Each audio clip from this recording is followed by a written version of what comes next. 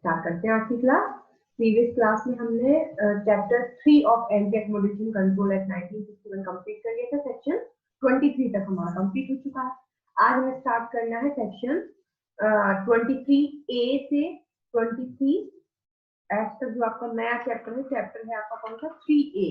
तो chapter 3A, सबसे पहले चैप्टर 3A जो है बहुत इंपॉर्टेंट है आपका प्री पॉइंट ऑफ व्यू से और मेंस पॉइंट ऑफ व्यू से। मेंस और प्री के लिए, दोनों के लिए बहुत इंपॉर्टेंट चैप्टर है चैप्टर 3A। इसका नाम क्या है?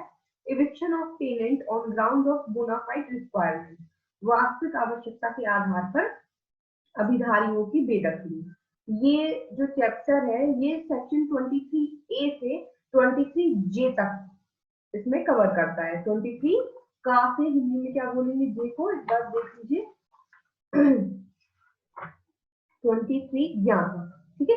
तो ये इतनी सेक्शंस जो है कवर करेगा। तो आपने एक क्वेश्चन पूछा था अरुणा जी की एमपी में जो ये इससे रिलेटेड केसेस हैं, तो क्या वो सिर्फ सिविल कोर्ट में ही दायर होते? तो ये है वो चैप्टर 3A जो एक स्पेसिफिक कैटेगरी ऑफ लैंडलॉर्ड्स पे ही लागू होता है।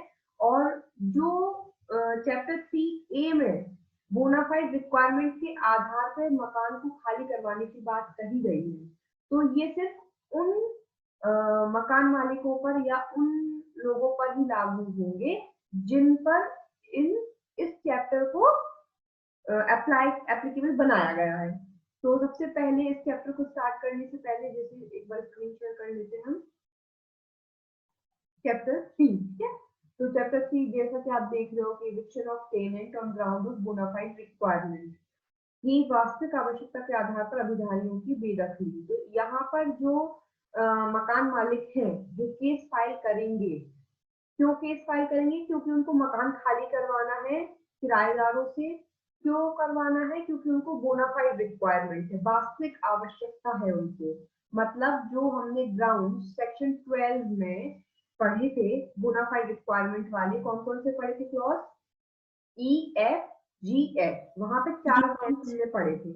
तो वही ग्राउंड्स, तो सेक्शन 12 में जो वास्तविक आवश्यकता के आधार पर खाली करवाया जा रहा है, तो वहां पे यदि किसी पर्सन को बोनाफाइड रिक्वायरमेंट है और मकान खाली करवाना है, तो उसके लिए केस फाइल करना पड़ता था सिविल कोर्ट में। क्यों? क्योंकि वहां पे जो लैंडलॉर्ड्स हैं वो दूसरे लैंडलॉर्ड हैं। लेकिन चैप्टर 3 में आपको कुछ स्पेसिफिक लैंडलॉर्ड्स बता दिए गए हैं। चैप्टर 3 में आपको बता दिया गया है कि चैप्टर 3 जो है वो कुछ गिने चुने लोगों पर ही एप्लीकेबल होगा। अगर ये गिने चुने लोग, इनका मकान है, तो उनको अगर वास्तविक आवश्यकता है खुद के लिए मकान की, तब फिर वो इस चैप्टर से डील होंगे। तो इस चैप्टर के अंतर्गत यदि मकान खाली करवाना है, तो मकान खाली करवाने के लिए जो एप्लीकेशन है वो सबमिट की जाती है RCA को। मतलब सेक्शन 12 के अंतर्गत जिन मकान मालिकों को मकान खाली करवाना है, तो सेक्शन 12 के अंतर्गत मकान खाली करवाने के लिए कोर्ट में सूट फाइल करना पड़ता है। लेकिन चैप्टर 3A के अंतर्गत आने वाले मकान मालिकों को वास्तविक आवश्यकता के आधार पर मकान खाली करवाना है, तो उनको RCA के समक्ष आवेदन लगाकर इस पूरे चैप्टर में RCA मैटर हैंडल करेगा। यहाँ कोर्ट का कोई रूल नहीं, ठीक है। यहाँ पे RCA के पास एप्लीकेशन लगेगी, RCA सारा मैटर देखेगा और वही डिसीजन करेगा। तो ध्यान रखिएगा। तो इस चैप्टर को स्टार्ट करने से पहले कि हम पहले सेक्शन 23A पढ़े, B पढ़े, C पढ़े, सबसे पहले हम पढ़ेंगे सेक्शन 23J, सबसे last section of this chapter. क्यों? क्योंकि सबसे लास्ट में इन्होंने बताया है कि इस चैप्टर के संबंध में लैंडलॉर्ड होंगे कौन। तो पहले प्रोविजन पढ़ने से बेटर ये कि पहले हम ये देखें कि है कौन से लैंडलॉर्ड जिन पर ये चैप्टर लागू हो रहा है। तो निकालिए सबसे पहले सेक्शन 23J, सबसे लास्ट सेक्शन।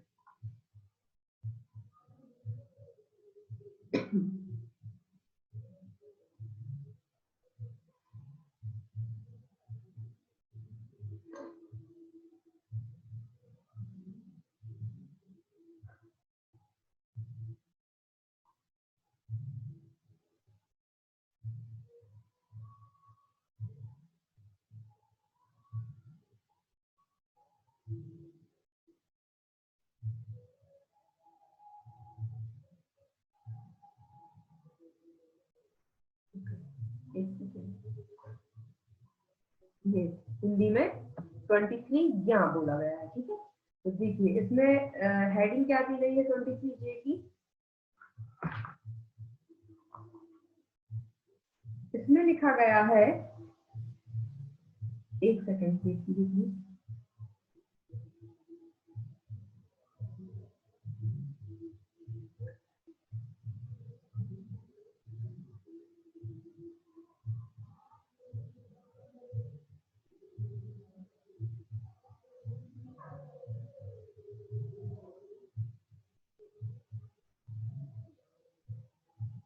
हाँ देखिए इसमें क्या लिखा हुआ है, अध्याय 3 का के प्रयोजनों के लिए भूस्वामी की परिभाषा। तो हेडिंग में ही लिखा गया है कि इस चैप्टर में जो भूस्वामी है, तो उस भूस्वामी के अंतर्गत कौन कौन व्यक्ति आएगा, वो सारे व्यक्ति सिर्फ इस चैप्टर के अंतर्गत की बात कर रहे हैं। मतलब 23A से लेके 23J तक के जो प्रोविजंस हैं वो सिर्फ और सिर्फ in specific categories of landlord पे ही लागू होंगे। इसके अलावा जितने भी लोग हैं उनको यदि किसी भी ग्राउंड पे अपना मकान खाली करवाना है तो फिर वो सेक्शन 12 से डील करेंगे। लेकिन यदि वो लैंडलॉर्ड इस कैटेगरी में से कोई एक है तो उसको चैप्टर 3A के अंतर्गत आरसी के पास एप्लीकेशन फाइल करनी होगी। तो अध्याय 3 का के प्रयोजन के लिए भूमि स्वामी से अभिप्रेत है कोई ऐसा भूमि स्वामी जो किसी सरकार का सेवानिवृत्त कर्मचारी है, जिसके अंतर्गत रक्षा सेवाओं का सेवानिवृत्त सदस्य भी आता है। मतलब रिटायर्ड सर्वेंट की बात कर रहे हैं। किसी भी गवर्नमेंट जॉब में कोई पर्सन था जिसका रिटायरमेंट हो गया है, उसके अभिभोग का कोई मकान है, उसने किराए पर दिया है, तो ऐसे लैंडलॉर्ड की यहाँ पर बात हो रही है। तो सरकारी कर्मचारी, वो भी कैसे सरकारी कर्मचारी, सेवानिवृत्त कर्मचारी, मतलब retired servant of the government जो है वो पर्सन आएंगे। ठीक है, इसके अंतर्गत रक्षा सेवाओं का सेवानिवृत्त सदस्य भी आएगा। मतलब अगर कोई डिफेंस सर्विसेज में था और उसका रिटायरमेंट हो गया तो वो पर्सन भी इंक्लूड होगा। उसके बाद केंद्रीय सरकार या राज्य सरकार के स्वामित्व या उसके द्वारा नियंत्रित किसी कंपनी का सेवानिवृत्त कर्मचारी। गवर्नमेंट कंपनीज होती है तो गवर्नमेंट कंपनीज में काम करने वाले जो भी कर्मचारी हैं, जो भी सर्वेंट्स हैं जिनका रिटायरमेंट हो चुका है, वो उन लैंडलॉर्ड्स की बात कर रहे हैं। ठीक है, देन कोई विधवा या विच्छिन्न विवाह पत्नी, या तो यहाँ पे बात हो रही है विडो और अ डाइवोर्स्ड वाइफ। ठीक है, थर्ड पॉइंट क्या है, विडो और अ डाइवोर्स्ड वाइफ। तो यदि कोई विडो है जिनके अंडर कोई मकान है जिन्होंने किराए पर दिया है, अगर उनको खाली करवाना है तो वो सेक्शन 12 के अकॉर्डिंगली चैप्टर 3A के अकॉर्डिंग प्रोविजन उन पे सारे लागू होंगे। कोई विडो है या कोई डाइवोर्स्ड वाइफ है, विच्छिन्न विवाह पत्नी है, विकलांग व्यक्ति, अब कोई फिजिकली हैंडीकैप्ड पर्सन है तो वो भी चैप्टर 3A में डील करेगा, ना कि सेक्शन 12 में। मतलब वो आरसी के पास एप्लीकेशन लगाएगा, कोर्ट में नहीं। फिर किसी सरकार का कर्मचारी है जिसके अंतर्गत रक्षा सेवाओं का ऐसा सदस्य आता है जो अपनी सेवा शर्तों के अनुसार किसी ऐसी जगह जहां उसके स्वामित्व में कोई मकान हो, पदस्थ किए जाने पर सरकारी स्थान के लिए हकदार नहीं है, या ऐसी किसी जगह पर उसके पदस्थ किए जाने पर शास्तिक भाड़े का संदाय करने पर ही ऐसी स्थान के लिए हकदार है। इनका कहने का मतलब है कि कोई भी गवर्नमेंट ऑफिसर है या कोई डिफेंस सर्विसेज में काम करने वाला कोई एम्प्लॉय है, तो उनकी जो सर्विस कंडीशन है, तो सर्विस कंडीशन के अकॉर्डिंग ये है कि यदि जिस भी प्लेस पे आपकी पोस्टिंग है, उस प्लेस पे यदि आपका खुद का कोई मकान है, तो जो सरकार की तरफ से अलॉटमेंट होते हैं, जो मकान वगैरह दिए जाते हैं, सरकारी क्वार्टर्स वगैरह जो मिलते हैं, तो यदि किसी सिटी में, जिस सिटी में आपकी पोस्टिंग और उस सिटी में आपका खुद का मकान है, तो फिर आपको सरकारी जो क्वार्टर है वो अलॉट नहीं होते, ऐसा कोई प्रावधान है। तो यदि आपके पास उस सिटी में खुद का मकान है तो ऐसे कर्मचारियों को ऐसा कोई सरकारी क्वार्टर किराए पर नहीं मिलेगा, या यदि मिलेगा तो कैसा मिलेगा, तो इसमें लिखा हुआ है कि जिस जगह पर उसके पदस्थ किए जाने पर शास्तिक भाड़े का संदाय करने पर ही ऐसा स्थान के लिए हकदार है। हो सकता है उसका जो खुद का मकान है वो ऑलरेडी किराए पर हो, उसकी पोस्टिंग पहले कहीं और थी, अब वो ट्रांसफर लेके यहाँ पर आया, नहीं हो पा रहा है खाली, तो उसने सरकारी क्वार्टर के लिए अप्लाई किया। तो यदि खुद का मकान है और आप सरकारी क्वार्टर में ही रहना चाहते हैं, तो फिर आपको सास्तिक भाड़ा देना पड़ेगा, मतलब पेनल्टी के तौर पे आपको वो पे करना होगा। जो रेंट है वो आप पेनल्टी के तौर पे कर रहे हैं। तो पेनल्टी के तौर पे आप जब रेंट पे करेंगे तभी आपको एकोमोडेशन सरकारी क्वार्टर किराए पर मिलेगा। तो मतलब आप मकान मालिक भी हैं और यहाँ पे आप क्या हो गए, सरकारी कर्मचारी। यहाँ पे क्या हो गया, यहाँ पे टेनेंट हो गया कि अगर आप सरकारी कर्मचारी हो और आपको सरकारी क्वार्टर किराए पर चाहिए, तो अगर आपका खुद का कोई मकान है तो नहीं मिलेगा, और मिलेगा तो कैसे मिलेगा, शास्त्रीय भाड़ा देने पर मिलेगा। ये आपकी लैंडलॉर्ड की डेफिनेशन है। एक बार डेफिनेशन को एक बार इंग्लिश में भी देखेंगे। देखिए क्या लिखा हुआ है, for the purpose of this chapter landlord means a person who is a retired servant of any government including a retired member of a defence service. तो रिटायर्ड सर्वेंट ऑफ गवर्नमेंट चाहे डिफेंस सर्विसेज का, retired servant of a company owned or controlled by either by the central government or the state government, means government जो companies होती है तो government companies की retired servant, then window and a divorce wife, physically handicapped person or servant of any government including a member of defense services who according to his service condition is not entitled to government accommodation on his posting to a place where he owns a house or is entitled to such accommodation only on payment of a penal rent on his posting to such place। तो ये provision last वाला भी याद रखिएगा। यदि कोई government employ है defence services का या नॉर्मल गवर्नमेंट में, तो अगर उसकी सर्विस कंडीशन ये है कि वो उस प्लेस में कोई ऐसा गवर्नमेंट एकोमोडेशन होल्ड करने का लायबल नहीं है, तो उसका खुद का मकान है तो उसको नहीं मिलेगा, और अगर मिलेगा तो पीनल रेंट पे करने पर ही मिलेगा।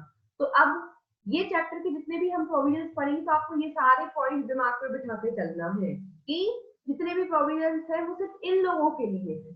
अब इसके अलावा कोई पर्सन है, मतलब जैसे मैं हूँ, आप है, आप क्या है, आप किसी सरकारी नौकरी में नहीं है, मैं क्या हूँ, मैं अभी किसी सरकारी नौकरी में नहीं हूँ, मैं अभी अपना पर्सनल एम्प्लॉय, मतलब मैं अपना पर्सनल सर्विसेज देती हूँ, है ना, मैं क्या कर रही हूँ, मैं कोचिंग चला रही हूँ। तो अब अगर मेरे पास कोई मकान है, मैंने अगर किराए पर दिया है और मुझे वास्तविक आवश्यकता है, मुझे बोनाफाइड रिक्वायरमेंट है उस मकान की, मुझे वापस चाहिए, मुझे खुद के रहने के लिए चाहिए, तो मुझे केस लगाना है तो मैं सेक्शन 12 के अंदर लगा पाऊंगी। कहाँ, सिविल कोर्ट में।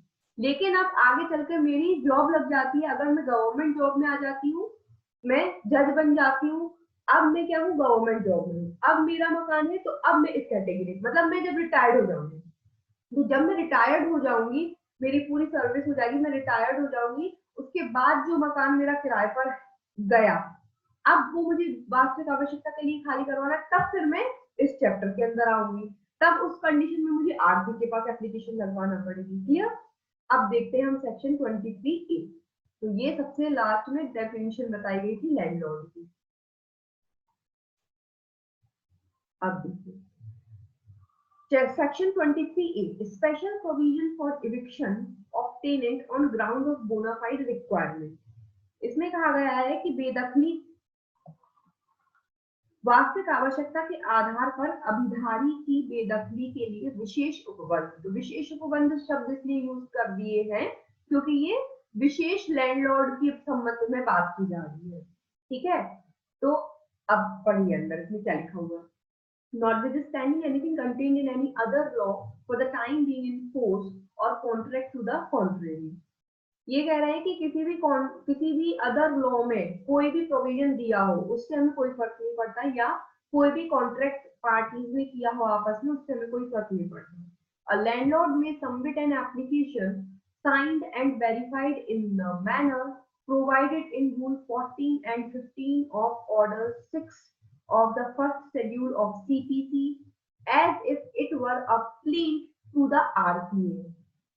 लैंडलॉर्ड को एक एप्लीकेशन फाइल करना पड़ेगी आरसीए के पास, और ये एप्लीकेशन कैसी मानी जाएगी, प्लेंट की तरह, जैसे ऑर्डर 6 में हम पढ़ते हैं सीपीसी में। ऑर्डर 6 सीपीसी में प्लेंट बताया गया है, तो उसके रूल 14 और 15 में जो मैनर प्रिस्क्राइब्ड किया गया है साइन और वेरिफिकेशन के लिए, तो ये जो लैंडलॉर्ड है जिसको मकान खाली करवाना है, इसको एक एप्लीकेशन फाइल करना पड़ेगी आरसीए के पास, साइन करके वेरीफाई करके कि, और ये जो एप्लीकेशन है ये कैसी मानी जाएगी, इसको समझा जाएगा एक प्लेंट के तौर पे। ये माना जाएगा कि प्लेंटिफ फाइल किया है according to order 6 of CPC on one or more of the following grounds for an order directing the tenant to put the landlord in possession of the accommodation. ठीक है, नीचे जो ग्राउंड्स बताए हैं तो one और more of the following grounds, नीचे बताए गए आधारों पर ऑर्डर प्राप्त करने के लिए और टेनेंट मतलब टेनेंट को बाहर निकाल करके जो मकान मालिक है उसको एकोमोडेशन का कब्जा वापस दिलाने के लिए ये एप्लीकेशन जो है फाइल की जाएगी। अब ग्राउंड देखिए क्या है, ग्राउंड सेम है जो सेक्शन 12 की क्लॉज ई में पढ़ा था वो है और एफ में पढ़ा था वो है। तो इस सेक्शन में 23A में कौन सा ग्राउंड है, सेक्शन 12 का ई और एफ वाला। ठीक है, that the accommodation let for residential purpose is required bona fide by the landlord for occupation as residence for himself or for any member of his family or for any person for whose benefit the accommodation is held, and that the landlord or such person has no other reasonable suitable residential accommodation of his own in his occupation in the city or town concerned। तो ये same है, बिल्कुल same जो हमने वहां पढ़ा था clause ई में, सेम बात इसमें बताई गई है। तो इसमें कोई समझने वाली बात तो नहीं है ये कि निवास के प्रयोजन के लिए भाड़े पर दिए गए स्थान की उस भूस्वामी को अपने स्वयं के लिए या अपने कुटुंब के किसी सदस्य के लिए या किसी ऐसे व्यक्ति के लिए जिसके किराए के लिए वह स्थान धारित है।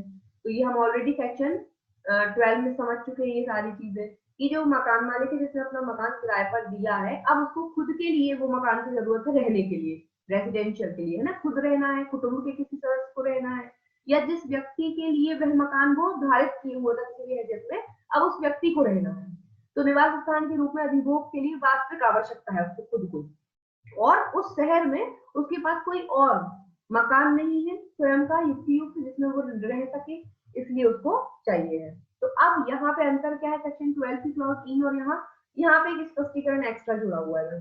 इस खंड के प्रयोजन के लिए निवास के प्रयोजन के लिए भाड़े पर दिए गए स्थान के अंतर्गत आता है। मतलब अब आपको इन्होंने दो चीजें क्लियर की है, जो हम टर्म यूज कर रहे हैं कि निवास के प्रयोजन के लिए भाड़े पर दिए गए स्थान, तो इसका मतलब क्या है, तो इसका मतलब है कोई ऐसा स्थान जो निवास स्थान के रूप में उपयोग में लाए जाने के लिए भाड़े पर दिया जाने के पश्चात भूस्वामी की अभिव्यक्त सम्मति के बिना पूर्णतः या भागतः किसी अनिवासित प्रयोजन के लिए उपयोग में लाया जाता है। एक बार इसका इंग्लिश वर्जन रीड करते हैं फिर मैं समझाती हूँ। ये कह रहे हैं कि for the purpose of this clause accommodation let for residential purposes include any accommodation which having been let for use as a residence is without the express consent of the landlord used wholly or partly for any non-residential purposes। ये कह रहे हैं कि जो मकान किराए पर दिया था वो हमने नैवासिक प्रयोजनों के लिए ही दिया था, लेकिन जब मकान किराए पर दिया, किराए पर देने के बाद लैंडलॉर्ड की बिना एक्सप्रेस कंसेंट के, मतलब उसकी अभिव्यक्त सम्मति के बिना, जो किराएदार है उसने क्या करा, उस मकान को नॉन रेजिडेंशियल पर्पस के लिए यूज करना शुरू कर दिया, आइदर होली और पार्टली, या तो पूर्णतः या भागतः। कैसा भी उसने क्या किया, उसको दिया गया था मकान नैवासिक प्रयोजन के लिए और उसने अनैवासिक या नॉन रेजिडेंशियल पर्पस से, मतलब कोई वहां पे किसी उसके हिस्से में दुकान खोल ली छोटी मोटी या कुछ भी कर लिया, तो उसने अनैवासिक प्रयोजनों के लिए उस मकान को यूज करना शुरू कर दिया। तो भी इस जो टर्म है इसके अंदर अंतर्गत ये माना जाएगा कि वो accommodation let for residential purpose ही है, भले ही उसने बिना लैंडलॉर्ड की कंसेंट से कोई नॉन रेसिडेंशियल पर्पस के लिए मकान को यूज करना शुरू कर दिया, लेकिन वो मकान को क्या माना जाएगा, accommodation let for residential purpose, कि वो नैवासिक प्रयोजनों के लिए ही किराए पर दिया गया भवन है, अब आपने बाद में कुछ भी करना शुरू कर दिया हो, ठीक है। तो ऐसे मकान को अगर उसने ये बोल करके दिया है कि accommodation let for residential purpose, मतलब accommodation let for residential purpose, कि वो निवास के प्रयोजनों के लिए ही भाड़े पर दिया गया स्थान है। उसके बाद एनी एकोमोडेशन, बी वाले पॉइंट में क्या लिखा है कि any accommodation which has not been let under an express provisions of contract for non residential purposes. Hindi में देखेंगे एक बार इसकी लैंग्वेज क्या बोल रहे हैं वो, कि निवास के प्रयोजनों के लिए भाड़े पर दिए गए स्थान के अंतर्गत आता है कोई ऐसा स्थान जो संविदा के किसी अभिव्यक्त उपबंध के अधीन अनिर्वासित प्रयोजन के लिए भाड़े पर नहीं दिया गया है। मतलब कोई कॉन्ट्रैक्ट किया है, वो उस कॉन्ट्रैक्ट में बिल्कुल एक्सप्रेस प्रोविजन डाला है, अभिव्यक्त रूप से ये चीज बताई गई है कि ये मकान अनिर्वासित प्रयोजन के लिए भाड़े पर नहीं दिया गया है। मतलब क्या है कि ये नैवासिक प्रयोजन के लिए भाड़े पर दिया गया है। ठीक है, तो नैवासिक प्रयोजन के लिए भाड़े पर दिए गए स्थान के संबंध में क्या कहा गया है कि कोई ऐसा स्थान भी आएगा उसके अंतर्गत जिसके लिए कोई एग्रीमेंट किया गया और उस एग्रीमेंट में स्पष्ट प्रोविजन ये लिखा गया है कि यह मकान जो है अनिर्वासित प्रयोजन के लिए भाड़े पर दिया गया है। तो मतलब क्या हुआ उसका अपोजिट, कि मतलब वो निवासिक प्रयोजन के लिए दिया गया है, रेसिडेंशियल पर्पस के लिए दिया गया है। कॉन्ट्रैक्ट में आपने ये नहीं लिखा कि ये मकान रेसिडेंशियल पर्पस के लिए दे रहे हैं, उल्टा लिख दिया कि ये मकान जो है नॉन रेसिडेंशियल पर्पस के लिए किराए पर नहीं दिया गया है। बात तो बराबर ही हो गई। तो यदि ऐसी किसी संविदा में कोई अभिव्यक्त एक्सप्रेस ये क्लॉज डला हुआ है कि this accommodation was not let for non residential purposes, तो उसका मतलब यही था। ठीक है, कोई डाउट समझ में आया एक्सप्लेनेशन? Yes ma'am. अब इसका बी वाला पॉइंट देखिए। तो ए वाला पॉइंट जो हमने पढ़ा है, ए वाला ये हो गया आपका कौन सा वाला, सेक्शन 12 का ई वाला ग्राउंड। ई में भी हमने ये पढ़ा है कि खुद के रहने के लिए चाहिए। अब बी वाले पॉइंट में है शायद से एफ वाला पॉइंट, वो एफ में हमने पढ़ा था व्यापार करने के लिए, मतलब नॉन रेसिडेंशियल पर्पस के लिए दिया है। तो अब खुद का व्यापार करना है, उसके बड़े लड़के को करना है, अनमैरिड डॉटर को करना है, यही पढ़ा था एफ में सेक्शन 12 में। यहाँ पे भी यही दिया हुआ है। देखिए यह है कि अनिर्वासित प्रयोजन के लिए भाड़े पर दिए गए स्थान को उस भूस्वामी को अपना या अपनी वयस्क पुत्रों या अविवाहित पुत्रियों में से किसी का कोई कारोबार चालू रखने या प्रारंभ करने के प्रयोजन के लिए, यदि वह उसका स्वामी है, अथवा किसी ऐसे व्यक्ति के लिए जिसके की फायदे के लिए वह स्थान निर्धारित है, वास्तविक आवश्यकता है। और यह है कि संबंधित शहर में या नगर में उस भूस्वामी के अथवा ऐसे व्यक्ति के अधिभोग में अपना स्वयं का उपयुक्त रूप से उपयुक्त कोई अन्य अनिर्वासित स्थान नहीं है। तो सिंपल कि अब क्या है, पर्सन को जिसने ये जो एकोमोडेशन है वो नॉन रेसिडेंशियल पर्पस से किराए पर दिया है, एकोमोडेशन जो है नॉन रेसिडेंशियल पर्पस से दिया है, और उसको अब रिक्वायरमेंट है बोनाफाइड लैंडलॉर्ड को किस पर्पस से, कि उसको कंटिन्यू करना है या स्टार्ट करना है कोई अपना बिजनेस, या अपने किसी मेजर सन के लिए या अनमैरिड डॉटर के लिए। अगर वो उसका ओनर है या जिस पर्सन के बिहाफ में उसने वो मकान धारित करा था उस पर्सन के बेनिफिट के लिए जरूरी है उस मकान को लैंडलॉर्ड को, और उस लैंडलॉर्ड के पास कोई अदर सफिशिएंट एकोमोडेशन उस लोकेलिटी में, उस सिटी या टाउन में अब नहीं है, तो इस आधार पर वो खाली करवा सकता है मकान। अब इसमें एक प्रोविजो भी दिया हुआ है क्या, कि provided that where a person who is a landlord has acquired any accommodation or any interest therein by transfer, no application for eviction of tenant shall eviction of tenant of such accommodation shall be maintainable at the instance of such person unless a period of 1 year has elapsed from the date of such acquisition। Same provision हमने section 12 में भी पढ़ा था। Subsection मुझे exit याद नहीं आ रही है, परंतु जहां किसी व्यक्ति ने जो भूस्वामी है कोई स्थान या उसमें का कोई हित अंतरण द्वारा अर्जित किया है, मतलब नया लैंडलॉर्ड आ गया। जहां किसी व्यक्ति ने जो भूस्वामी है कोई स्थान या कोई हित अंतरण द्वारा अर्जित किया है, वहां ऐसे स्थान की अधिकारी की रखने के लिए कोई आवेदक ऐसे व्यक्ति के अनुरोध पर तब तक चलाए जाने योग्य नहीं होगा जब तक कि अर्जन की तारीख से 1 वर्ष की कालावधि न बीत चुकी हो। तो जब बाय ट्रांसफर यदि कोई मकान किसी ने लिया है या कोई इंटरेस्ट मकान में लिया है, तो ऐसा जो नया लैंडलॉर्ड है वो टेनेंट को या वो अधिकारी को, किराएदार को कब तक नहीं निकाल सकता, जब तक जिस तारीख को एक्विजिशन हुआ है, अर्जन हुआ है मकान का, उस तारीख से जब तक कि 1 वर्ष ना बीत जाए, तब तक बेदखल वास्तविक आवश्यकता के आधार पर भी बेदखली के लिए कोई भी एप्लीकेशन नहीं लगा सकता। ठीक है, तो ये हो गई आपकी सेक्शन 23A। इस सेक्शन में एग्जाम पॉइंट ऑफ व्यू से आपको क्या याद रखना है कि सेक्शन 23A के अंतर्गत जो मकान खाली करवाना है उसकी एप्लीकेशन किसको दी जाती है, आरसीए को, रैंट कंट्रोलिंग अथॉरिटी को, महानियंत्रक प्राधिकारी को दी जाएगी। ये जो एप्लीकेशन है ये कैसे होगी, साइंड होगी और वेरीफाइड होगी according to order 5, according to rule 15 of order 6, sorry 6 है ना, ऑफ सीपीसी के ऑर्डर 6 के रूल 15 और 16 के अकॉर्डिंग वेरीफाइड और साइन होगी। और ये कैसा समझा जाएगा, ये जो एप्लीकेशन है जो आरसी को लगाई है लैंडलॉर्ड ने खाली करवाने की, ये प्लेन टिकट जैसे समझी जाएगी, वाद पत्र के समान इसको माना जाएगा। ग्राउंड हमने देख लिए। अब देखते हैं आगे सेक्शन 23B। 23A अच्छे से क्लियर होगी, कोई डाउट? No ma'am. ओके, अब देखिए 23B। 23B में बताया गया है भाड़ा नियंत्रक प्राधिकारी धारा 23A के अधीन के प्रत्येक आवेदन के संबंध में समन जारी करेगा।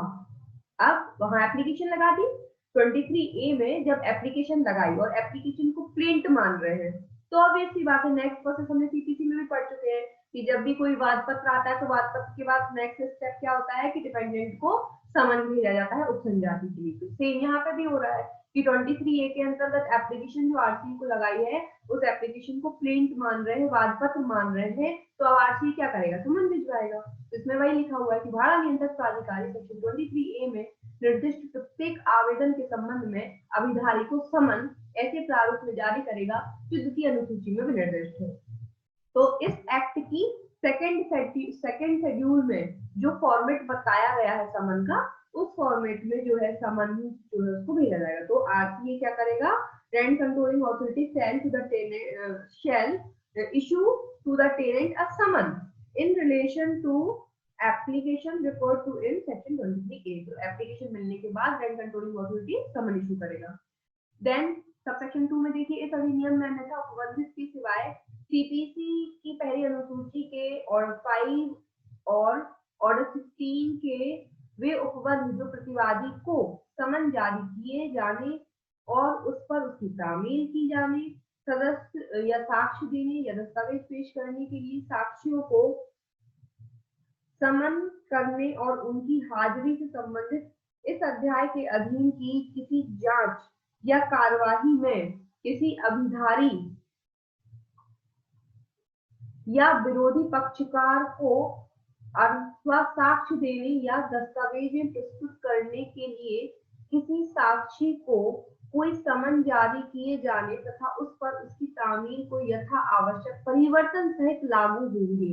ये लाइन अंडरलाइन कर लीजिए, क्या उस पर उसकी तामील को यथाशक्ति परिवर्तन सहित लागू होंगे। मतलब ये कह रहे हैं कि जब 23A सेक्शन 23A के अंतर्गत एप्लीकेशन फाइल की लैंडलॉर्ड ने, तो एप्लीकेशन फाइल करने के बाद उसको समन भिजवाया, आरटीए ने समन भिजवाया, तो अब जब ये समन इशू किया तो अब इस समन की सर्विस भी होगी। तो जो समन सर्विस करने का पूरा प्रोसीजर जो हमने सीपीसी में ऑर्डर 5 और ऑर्डर 16 में पढ़ा है, वो पूरा procedure as it is follow होगा, लेकिन कुछ परिवर्तन सहित। तो इसमें ये इंपॉर्टेंट है क्या कि जो भी सीपीसी का ऑर्डर 5 है, जो फर्स्ट शेड्यूल में ऑर्डर 5 और ऑर्डर 16 बताया गया है, किससे related, issue and service of summon to the defendant से रिलेटेड, और 16 में क्या है, ऑर्डर 16 सीपीसी बात करता है summoning and attendance of witness to give evidence और टू प्रोड्यूस डॉक्यूमेंट, साक्षी को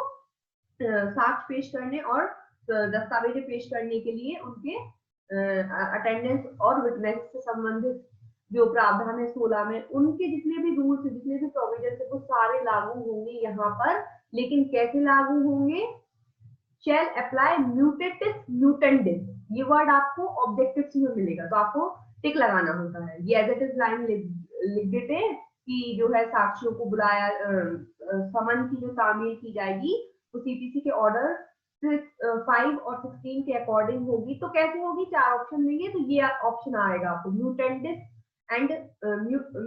एंड म्यूटेंडिस।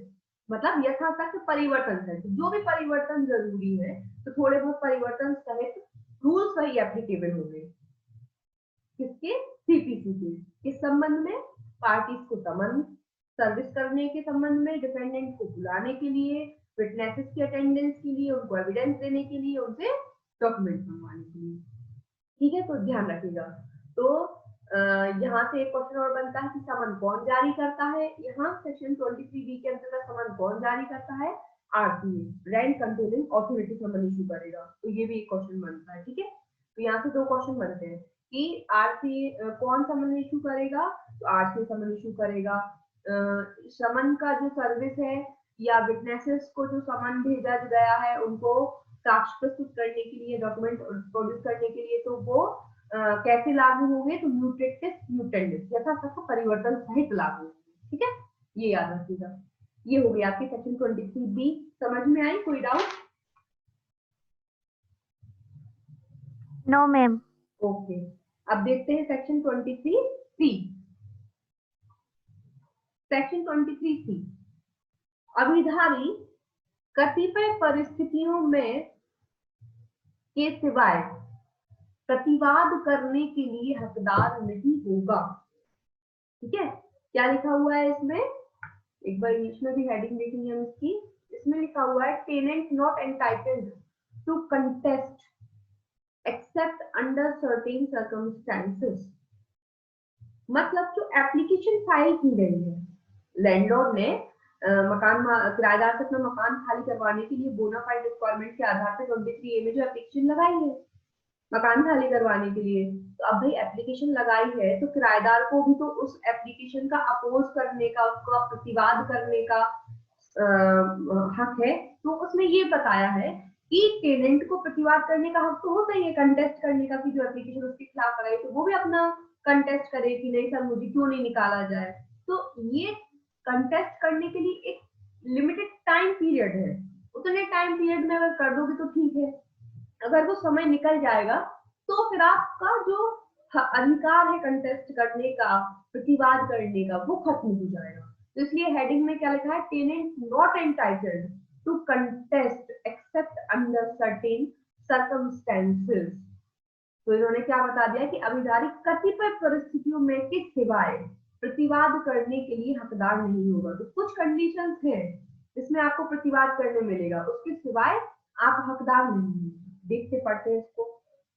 सबसेक्शन 1 में लिखा है वह अभिधारी जिस पर द्वितीय अनुसूची में विनिर्दिष्ट प्रारूप में समन की तामील कर दी जाती है, समन की तामील हो गई, उस स्थान से बेदखली के लिए की गई प्रार्थना में प्रतिवाद तब तक नहीं करेगा जब तक कि वह शपथ पत्र द्वारा समर्थित आवेदन जिसमें वे आधार कथित किए गए हो, जिन पर कि वह बेदखली के आवेदन में प्रतिवाद करना चाहता है, समन की तामील की तारीख से 15 दिन के भीतर फाइल नहीं कर देता। तो इन्होंने क्या कहा है कि कोई भी जो अभिधारी है, जो किराएदार है, जिसके ऊपर समन की तामील हो चुकी है, ठीक है, तो अब उस स्थान से बेदखल के लिए की गई प्रार्थना का उसको प्रतिवाद करना है, कंटेस्ट करना है। तो ये कंटेस्ट वो कब तक नहीं कर सकता?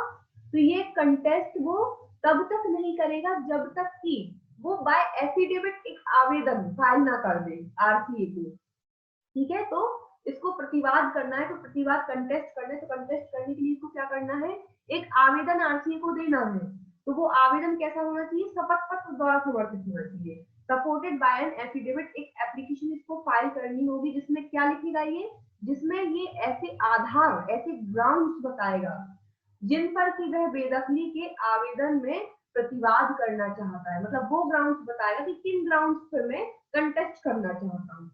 लेकिन ये जो आवेदन है जो सपोर्टेड है बाय एन एफिडेविट, ये कब तक फाइल करना है? समन की तामील की तारीख से 15 दिन के भीतर फाइल करना है। जिस तारीख को समन की तामील हुई, तो समन की तामील होने, सर्विस की तारीख है ना, कि आपके ऊपर सर्विस हो गया समन का, तो समन की सर्विस होने की तारीख से 15 डेज के अंदर अंदर आपको एक application supported by an affidavit file करना है आरसीए को, जिसमें आप ग्राउंड्स बताओगे कि मैं किस किस आधार पे जो बेदखली का आदेश मतलब बेदखली के लिए जो एप्लीकेशन लगाई है आरसीए ने, तो आप उस एप्लीकेशन का कंटेस्ट प्रतिवाद किस किस आधार पे करना चाहते हो, ये आप लगाओगे एप्लीकेशन एक। तो ये जो एप्लीकेशन है, तो ये आपने जो एप्लीकेशन लगाई है, इस एप्लीकेशन पे आपको परमिशन कब मिलेगी कंटेस्ट करने की? आपने तो अपनी साइड से लगा दी, किराएदार ने तो एप्लीकेशन लगा दी कंटेस्ट करने की, तो अब आरटीआई आपको कब परमिट करेगा कि आप कंटेस्ट करो? अगर आपने वो एप्लीकेशन समन सर्विस होने की डेट से 15 डेज के अंदर फाइल की होगी। तो अगर 15 डेज के अंतर्गत फाइल नहीं कर पाया तो उसको प्रतिवाद नहीं करने दिया जाएगा, तो कंटेस्ट नहीं करने दिया जाएगा। और भाड़ा नियंत्रक प्राधिकारी से इसमें इसके पश्चात यथा उपबंधित इजाजत अभिप्राप्त कर लेता। मतलब 15 दिन के अंतर्गत समन की तामील की तारीख से 15 दिन के भीतर एप्लीकेशन फाइल कर देता supported with an affidavit, plus RTA की परमिशन भी ले लेता, है ना। तो यदि आरटीए की परमिशन नहीं मिली है, इजाजत अभी प्राप्त नहीं की है उसने, तो भी कंटेस्ट नहीं करेगा। तो एक तो आपको application supported with affidavit file करना है, जिसमें ग्राउंड्स होंगे कि किस ग्राउंड पे आप कंटेस्ट करना चाहते हो। ये जो एप्लीकेशन है ये समन सर्विस होने की डेट से 15 दिन के अंतर्गत करना है, प्लस आरटीए से आपको इजाजत लेनी है, फिर परमिशन लेनी है कंटेस्ट करने की कि मैं कंटेस्ट करना चाहता हूँ। तो यदि आपने इजाजत नहीं मांगी है, वो इजाजत इजाजत मतलब वही बाय एप्लीकेशन जो आप फाइल कर रहे हो उसको एक इजाजत भी कह सकते हो आप, कि आप अभी प्राप्त कर रहे हो। और समन के अनुसरण में उपसंजात होने में उसके द्वारा व्यतिक्रम किए जाने पर, अब आपको समन इशू किया गया, आपके ऊपर समन की तामील हो गई, सर्विस हो गई, लेकिन जो डेट आपको उपसंजात होने के लिए बताई थी समन में अपियरेंस के लिए, आप उस डेट पे नहीं पहुंचे, आपने उपसंजात होने में व्यतिक्रम किया, डिफॉल्ट किया, तो आपको कंटेस्ट नहीं करने दिया जाएगा। अथवा ऐसी इजाजत अभिप्राप्त करने में उसके द्वारा व्यतिक्रम किए जाने पर, आपसे ऊपर कहा है कि आपको कंटेस्ट करना है, तो उसके लिए आपको आरटी की परमिशन लेना है, इजाजत लेना है, आपने वो टाइम पे नहीं ली, व्यतिक्रम किया आपने, है ना, इजाजत नहीं ली, तो भी आपको फिर कंटेस्ट नहीं करने दिया जाएगा। अथवा उस दशा में जबकि ऐसी इजाजत नहीं दी जाती, या इसने अपनी साइड से सारा काम टाइम पे कर दिया, एप्लीकेशन भी फाइल कर दी और आरटीए से इजाजत भी मांगी समय पर, लेकिन आरटीए ने अब आपको परमिशन नहीं दी। तो यदि आरटीए भी आपको परमिशन नहीं देगा, इजाजत नहीं देगा, तो भी आप उस एप्लीकेशन का प्रतिवाद नहीं कर पाएंगे, कंटेस्ट आप नहीं कर पाएंगे। यह समझा जाएगा कि भूस्वामी तब अब ऐसी कंडीशन में क्या होगा, ठीक है। मतलब समन की तामील की तारीख से 15 दिन के अंदर पहली चीज तो आपने एप्लीकेशन फाइल नहीं की, तो आपको कंटेस्ट नहीं करने दिया जाएगा। आरटीए की इजाजत आपने अभी प्राप्त नहीं की, तो आपको कंटेस्ट नहीं करने दिया जाएगा। समन में जो डेट दी थी उपसंजात होने की, उस तारीख को आप उपसंजात नहीं हुए, तो आपको कंटेस्ट नहीं करने दिया जाएगा। या आरसीए ने ही आपको परमिशन नहीं दी, तो भी आप कंटेस्ट नहीं करने दिया जाएगा आपको। तो इन सारी बातों का ये मतलब निकाला जाएगा, यह समझा जाएगा कि भूस्वामी ने बेदखली के आवेदन में जो कथन किया है वह उस अभिधारी द्वारा स्वीकार कर लिया गया है। भाड़ा नियंत्रक प्राधिकारी ऐसे किसी मामले में उस स्थान से अभिधारी की बेदखली का आदेश पारित करेगा। तो यदि ये कंडीशंस हो गई फुल, मतलब ये कंडीशंस हो गई सारी नेगेटिव, तो ये मान लिया जाएगा कि जो लैंडलॉर्ड ने सेक्शन 23A के अंतर्गत जो एप्लीकेशन लगाई है बेदखल करने की, वो सारी कंडीशंस टेनेंट ने अभिधारी ने स्वीकार कर ली है, ये मान लिया जाएगा, और फिर आरटीए अकॉर्डिंगली बेदखली का आदेश पारित करेगा। ये सबसेक्शन 1 है इसकी। एक बार इसको इंग्लिश में भी देखेंगे हम, एक बार इंग्लिश में भी लैंग्वेज पढ़ेंगे। देखिए, tenant not entitled to contest except under certain circumstances the tenant on whom the summon is served in the form specified in the second schedule shall not contest the prayer for eviction from the accommodation unless, तो यहाँ पे conditions बताई गई है कि कब contest नहीं कर पाएगा, वो कंडीशन स्पेसिफिकली बताई गई है कि ऐसा टेनेंट जिसपे सर्विस ऑफ समन हो चुका है स्पेसिफाइड जो सेकंड शेड्यूल में बताया गया है, तो ऐसा टेनेंट जो है वो कंटेस्ट नहीं कर पाएगा जो भी एविक्शन की प्रेयर हुई है एकोमोडेशन से, यदि उसने क्या नहीं किया है, unless he files within 15 days from the date of service of summon and application supported by an affidavit. यदि वो 15 दिन के अंतर्गत समन की सर्विस की तारीख से 15 डेज के अंतर्गत यदि वो एक एप्लीकेशन फाइल नहीं करता है जो एफिडेविट द्वारा सपोर्टेड होगी, अगर टेनेंट एक एप्लीकेशन फाइल नहीं कर पाता है 15 दिन के अंतर्गत, कब से, समन तामील की तारीख से, stating the grounds on which he seeks to contest, उस एप्लीकेशन में क्या होगा, ऐसे ग्राउंड्स होंगे जिसमें वो ऐसे ग्राउंड्स बताएगा जिसके आधार पर वो कंटेस्ट करना चाहता है एप्लीकेशन फॉर एविक्शन का, and obtain leave from the rent controlling authority as hereinafter provided, और बाद में जो बताया गया है कि आरटीए की परमिशन लेना है, अगर वो आरटीए की परमिशन नहीं लेता है तो, and in default of his appearance in pursuance of the summon, जब उसको समन की तामील हुई तो समन के परसुएंस में वो अपीयर होने में डिफॉल्ट कर दिया यदि उसने, तो उसको कंटेस्ट नहीं करने दिया जाएगा, और इन default of his obtaining such leave, उसने आरटीए की परमिशन लीव नहीं ली है तो, और if such leave is refused, यदि आरटीए ने जो उसने परमिशन मांगी है, जो उसने इजाजत मांगी है, अगर वो इजाजत को रिफ्यूज कर दिया है, नहीं दी है उसने परमिशन आरटीए ने, तो भी कंटेस्ट नहीं कर पाएगा। किस चीज की परमिशन नहीं दी है, कंटेस्ट करने की। टेनेंट किस चीज की इजाजत मांग रहा है, कंटेस्ट करने की, प्रतिवाद करने की, जो बेदखली की एप्लीकेशन लगाई है मकान मालिक ने, वो कुछ आधार पे, कुछ ग्राउंड्स पे जो किराएदार है अब उस एप्लीकेशन का प्रतिवाद करना चाहता है, कंटेस्ट करना चाहता है, तो उसकी इजाजत ले रहा है, और उस इजाजत को देने से मना कर दिया, रिफ्यूज कर दिया। The statement made by the landlord in the application for eviction shall be deemed to be admitted by the tenant। तब इन कंडीशंस में ये मान लिया जाएगा कि जो भी स्टेटमेंट लैंडलॉर्ड ने एप्लीकेशन फॉर eviction में लगाए हैं वो सारे टेनेंट के द्वारा मान लिए गए हैं। The rent controlling authority shall in such a case pass an order of eviction of the tenant from the accommodation, और accordingly आरटी क्या करेगा, eviction का ऑर्डर पारित कर देगा। Then अब एक प्रोविजन दिया है इसमें, provided that the rent controlling authority may for sufficient cause shown by the tenant excuse the delay of the tenant in entering appearance or in applying for leave to defend the application for eviction, and where ex parte order has been passed may set it aside। लेकिन अब ये क्या कह रहे हैं कि परंतु ये जो ऊपर हमने बताया कि 15 दिन के अंतर्गत ये नहीं कर पाया, समय पे इजाजत नहीं ले पाया, समन की जो तारीख उस तारीख को आर्थिक समक्ष आया नहीं, अपीयर नहीं हुआ, ये सारी चीजों को निग्लेक्ट भी कर सकते हैं, परंतु भाड़ा नियंत्रक प्राधिकारी अभिधारी द्वारा पर्याप्त हेतु दर्शित किए जाने पर, यदि टेनेंट या जो किराएदार है वो सफिशिएंट कॉज शो कर दे, मतलब पर्याप्त कारण बता दे आरटी को कि सर क्या बात हो गई थी, क्यों मैं जो समन में डेट बताई थी मैं क्यों उस दिन उपसंजात नहीं हो पाया, या बेदखली के आवेदन में प्रतिरक्षा करने की इजाजत के लिए आवेदन करने में अभिधारी द्वारा किए गए विलंब, है ना, कि भाई मैं क्यों समय पे आपको एप्लीकेशन फाइल नहीं कर पाया, जो 15 डेज का समय बताया गया है कि सर्विस ऑफ समन की डेट से 15 दिन के अंतर्गत एप्लीकेशन फाइल करना, तो सर में ये ऐसा ऐसा कारण हो गया था, अगर वो पर्याप्त हेतु है, पर्याप्त कारण है, तो फिर ऐसे डिले जो हुआ है, ऐसा जो विलंब हुआ है, इसको आरटीए माफ कर सकेगा।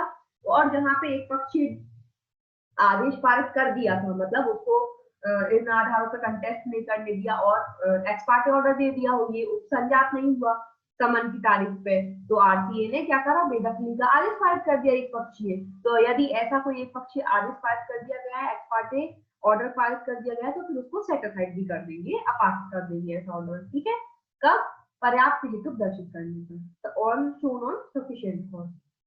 देन सब सेक्शन 2 देखिए, इसमें भी एक डेट आ रही है 1 मंथ की।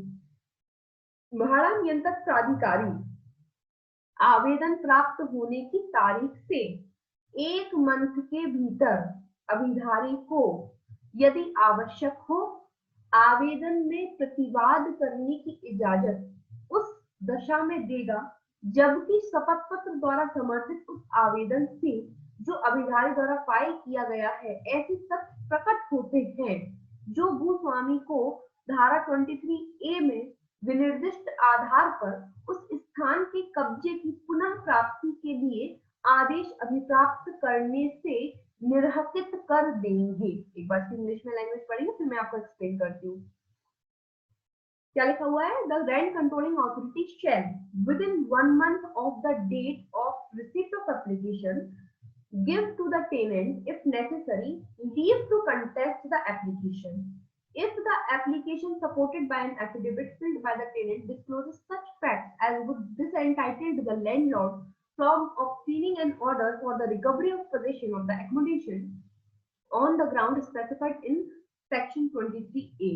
अब ये कह रहे हैं कि रेंट कंट्रोलिंग अथॉरिटी जो है, जब टेनेंट एप्लीकेशन लगाएगा कंटेस्ट करने की, जो एप्लीकेशन लगाएगा और उस एप्लीकेशन में जो उसने एप्लीकेशन लगाई है कंटेस्ट करने की, इजाजत लेने के लिए जो एप्लीकेशन लगाई है सपोर्टेड बाय एन एफिडेविट, अगर वो टेनेंट की एप्लीकेशन ऐसे फैक्ट्स डिस्क्लोज करती है, ऐसे तथ्यों को प्रकट करती है उसकी एप्लीकेशन, जिससे ये साबित होता है कि जो लैंडलॉर्ड है, जो मकान मालिक है, वो सेक्शन 23A के अंतर्गत कब्जा प्राप्त करने के लिए एंटाइटल्ड नहीं है, मतलब उसको कोई वास्तविक आवश्यकता नहीं है।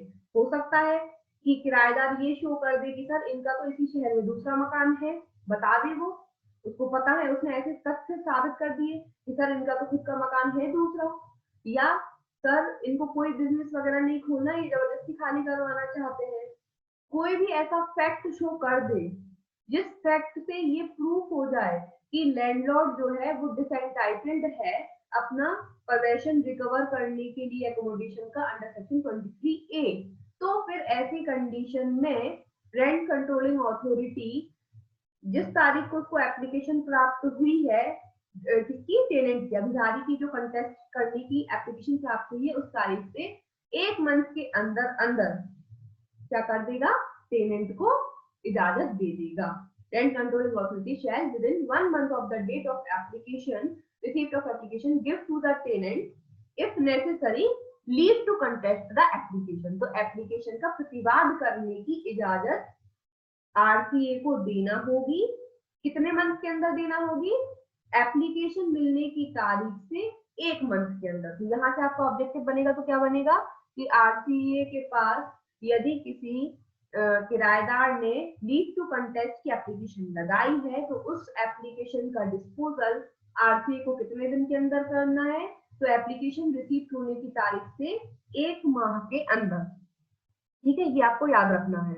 आवेदन प्राप्त होने की तारीख से 1 माह के भीतर अभिधारी को आवेदन में प्रतिवाद करने की इजाजत देना होगी। कब देना होगी? यदि उसने ऐसे ग्राउंड्स मेंशन किए हैं एप्लीकेशन में जिनसे ये डिस्क्लोज होते हैं, जिनसे ये तथ्य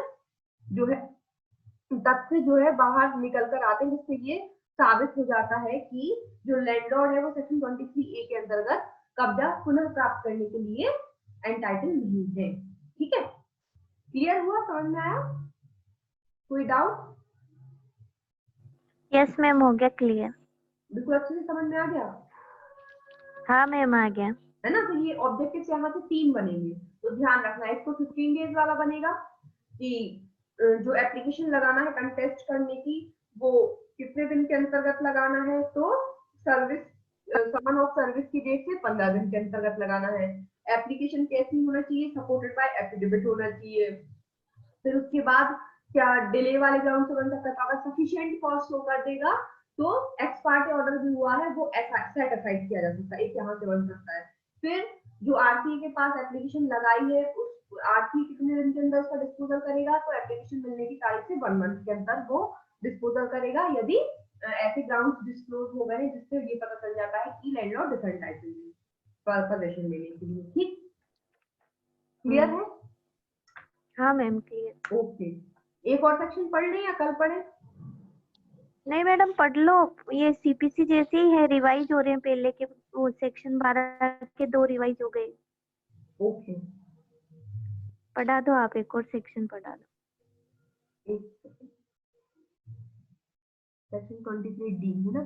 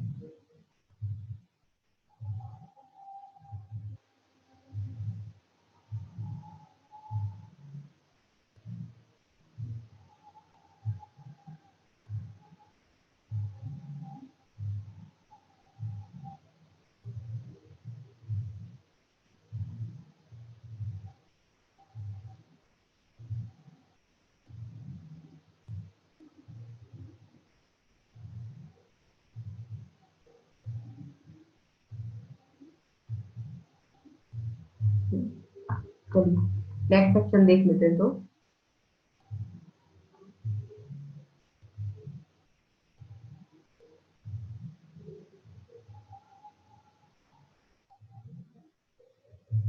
सेक्शन 23D, अभिधारी को प्रतिवाद करने की इजाजत दे दी जाने पर भाड़ा नियंत्रक प्राधिकारी द्वारा अनुसरित की जाने वाली प्रक्रिया। अब बता रहे हैं कि अगर उसको प्रतिवाद करने की इजाजत दे दी है आरटीए ने कि ठीक है आप जो कंटेस्ट कर सकते हैं, तो फिर जो प्रक्रिया अपनाई जाएगी भाड़ा नियंत्रक प्राधिकारी द्वारा वो कौन सी प्रक्रिया होगी, है ना, ये सेक्शन में बताया गया है।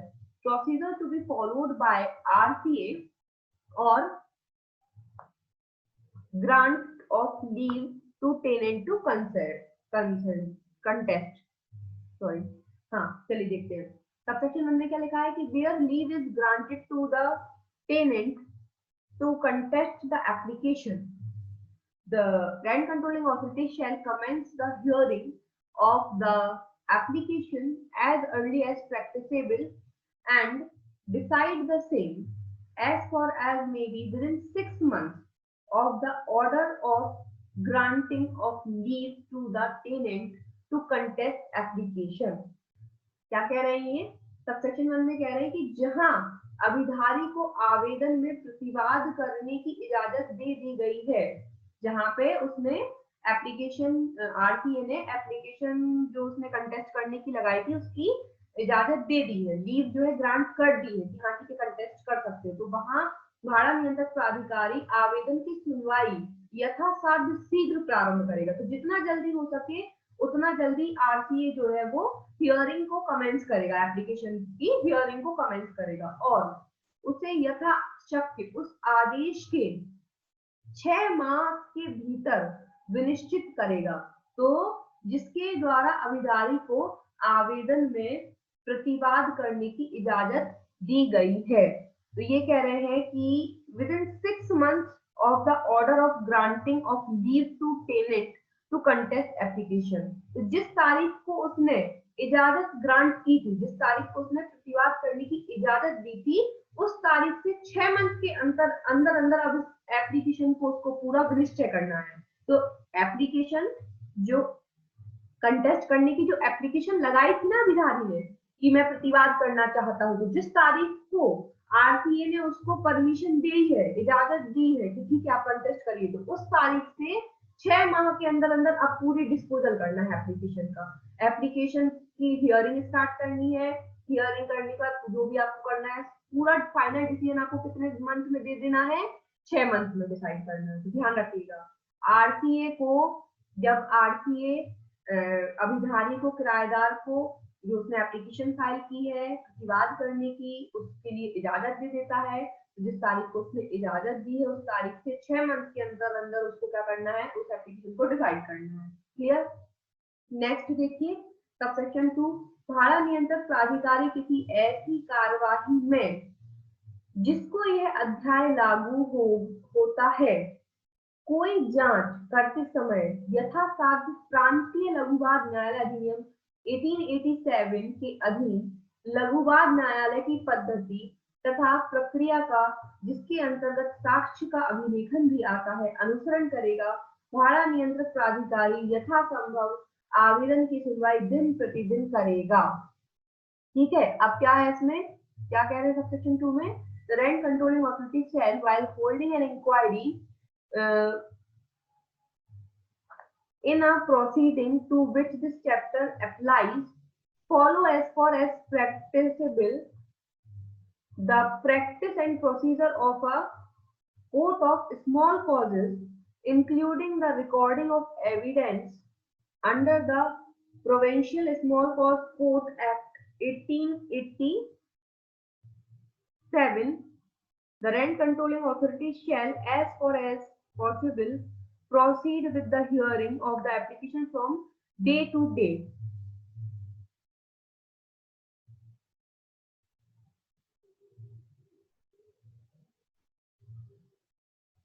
तो याद रखिएगा ये जो चैप्टर है, इस चैप्टर में जो प्रोसीजर फॉलो होना है वो कौन सा प्रोसीजर फॉलो होना है, जो लघुवाद न्यायालय की पद्धति तथा प्रक्रिया का जिसके अंतर्गत साक्ष्य का अभिलेखन भी आता है अनुसरण करेगा। तो जो procedure court of small causes के मैटर्स को के लिए यूज होती है, वही प्रोसीजर यहाँ इस मैटर में भी यूज होना है। कौन से एक्ट के अंतर्गत? प्रोविंशियल स्मॉल कॉज कोर्ट 1887, प्रांतीय लघुवाद न्यायालय 1887 के अधीन जो लघुवाद न्यायालय की पद्धति या प्रक्रिया है, वही प्रक्रिया या पद्धति यहाँ पे यूज की जाती है लैंड कंट्रोलिंग अथॉरिटी के द्वारा। काय के लिए? हियरिंग करने के लिए और पूरा इंक्वायरी होल्ड करने के लिए। और हियरिंग कैसे होगी? डे टू डे होगी, दिन प्रतिदिन होगी।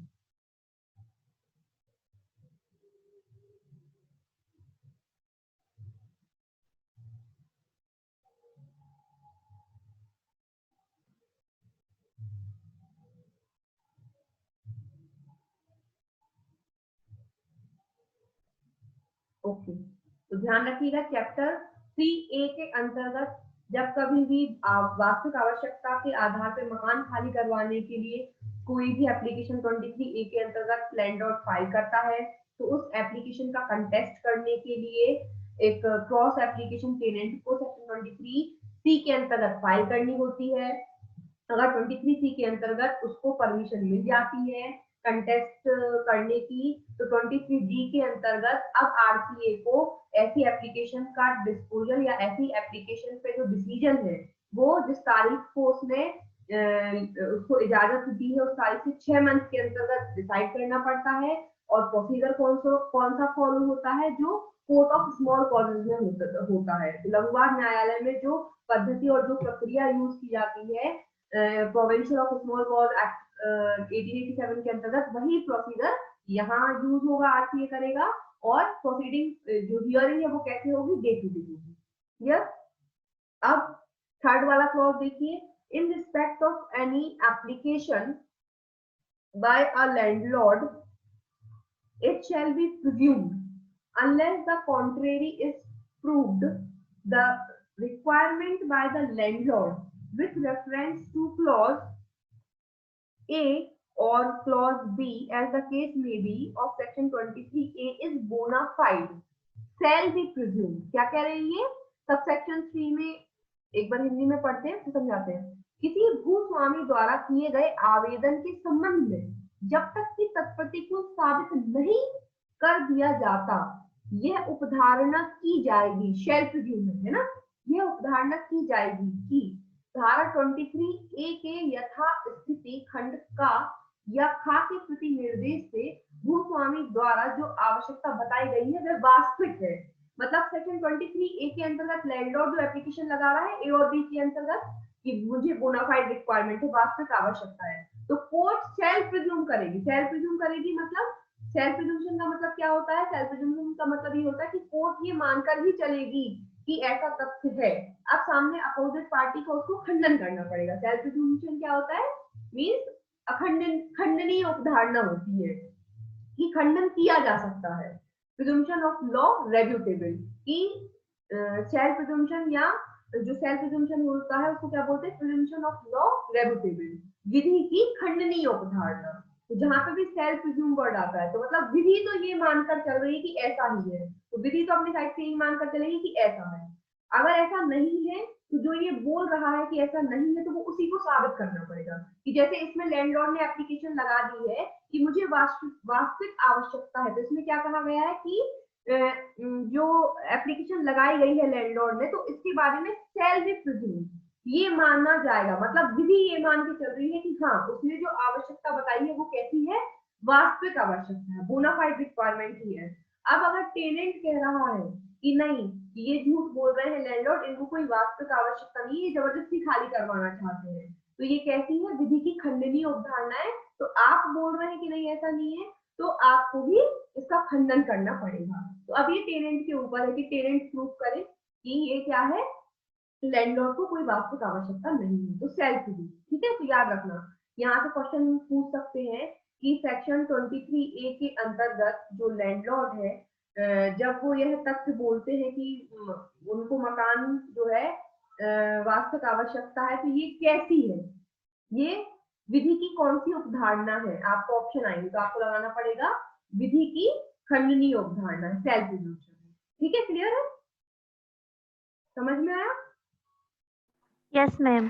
ओके। मतलब T9 पे बर्डन है, वो साबित करेगा कि लैंडलॉर्ड हाँ को बोनाफाइड रिक्वायरमेंट नहीं है। हाँ, इवन किसी भी लॉ में, कोई सा भी लॉ आप पढ़े हो, कहीं पे भी आपको सेल्फ प्रिज्यूम मिल जाए, तो सेल्फ प्रिज्यूम का मतलब है कि अपोजिट पार्टी को, जो अपोजिट पार्टी, जो डिफेंडेंट पार्टी है, उसको प्रूव करना है, प्रूव करने का दायित्व उसके ऊपर है, खंडन आपको करना। आप यदि बोल रहे हो कि ऐसा तथ्य नहीं है, कोई भी पार्टी है, मतलब जो भी पार्टी अपोजिट साइड में आ रही है, अगर आपने बोला ऐसी बात है, मैंने बोला नहीं ऐसी बात नहीं है, तो अगर वहां सेल्फ प्रिज्यूम है विधि की साइड से किसी तथ्य को लेकर के, तो खंडन फिर आपको करना पड़ेगा। विधि तो ये मानकर के चलेगी ये ऐसा ही है, ठीक है, तो फिर आपको ही खंडन करना पड़ेगा। जहां मे प्रिज्यूम होता है वहां क्या होता है, मे प्रिज्यूम में ये होता है कि कोर्ट भी अपनी साइड से मान भी सकता है और नहीं भी मान सकता, वहां कोर्ट को पावर मिल जाता है मे प्रिज्यूम में, कोर्ट चाहे तो माने, डिस्क्रिप्शन कोर्ट पावर। चाहे तो नहीं माने। फिर होता है कंक्लूसिव प्रूफ, निश्चायक सबूत। निश्चायक सबूत में क्या होता है कि वो तो सबको ही अनरिब्यूटेबल। मानना है, यूनिवर्सल ट्रूथ टाइप का हो गया वो, अब उसको तो खंडन करने का भी अधिकार नहीं होता। जो निश्चायक सबूत होता है, जो कंक्लूसिव प्रूफ में आ जाती है जो चीजें, तो उसको ना तो पार्टीज को खंडन करने का अधिकार है, ना तो कोर्ट को, वो मानना ही पड़ेगा। जो तथ्य कंक्लूसिव प्रूफ है वो है, मानना ही पड़ेगा, निश्चायक है वो कभी, है ना? अनरिब्यूटेबल होगी है ना हाँ, कंक्लूसिव प्रूफ अनरिब्यूटेबल की। होगी वो। ठीक, हाँ ठीक मैम। चलिए आगे फिर कल से पढ़ते हैं 23 ई, ठीक है। हाँ कल तो रिवीजन दिखता है। रिवीजन दिखता है मतलब, हाँ रिवीजन है ना, revision by next high court. Provision. हाँ रिवीजन है, फिर ड्यूरेशन ऑफ स्टे है, फिर recovery of possession for occupation and re entry है जी में, और एच में डिपॉजिट ऑफ रेंट और फॉल्स। कोशिश करेंगे कि कल 23 आई तक पूरा कंप्लीट हो जाए।